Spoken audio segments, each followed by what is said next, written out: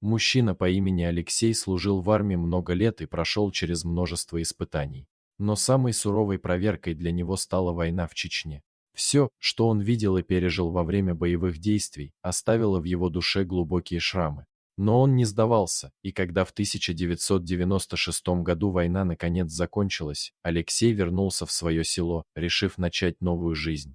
Леха, как его называли друзья и сослуживцы, стал ветераном боевых действий.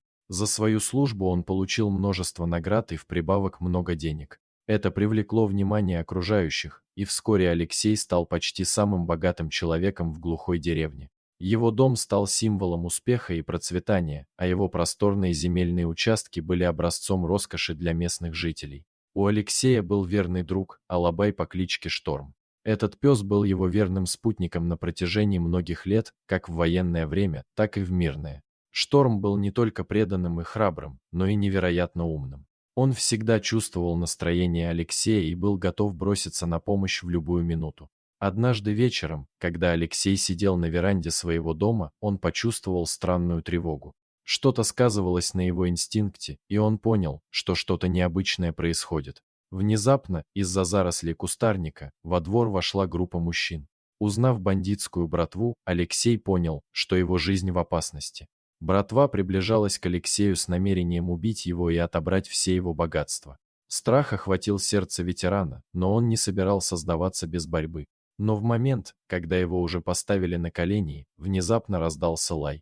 Это был Шторм, который, будучи невидимым, скрылся в кустарнике. Храбрый пес решил защитить своего хозяина, несмотря на опасность, он не смог стерпеть, что кто-то собирается причинить вред Алексею. Шторм набросился на бандитов, покусал их и сумел отвлечь их внимание. Этот момент хватило Алексею, чтобы воспользоваться своими военными навыками и защититься.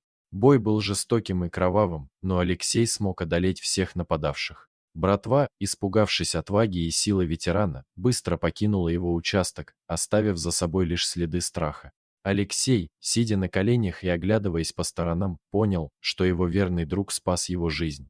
Шторм вернулся к нему, виляя хвостом и ощущая гордость за свой подвиг. Алексей обнял пса, сильно трепещущего от волнения, и понял, что без него он был бы погибшим. С тех пор Алексей и Шторм стали еще более неразлучными. Они продолжали жить в своем доме, но теперь они были еще более осторожны и бдительны.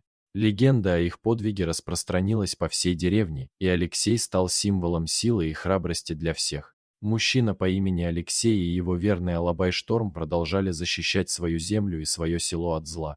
Они стали символами надежды и выносливости, их история вдохновляла людей на преодоление трудностей и несение справедливости. История Алексея и Шторма стала легендой, которую рассказывали от поколения к поколению.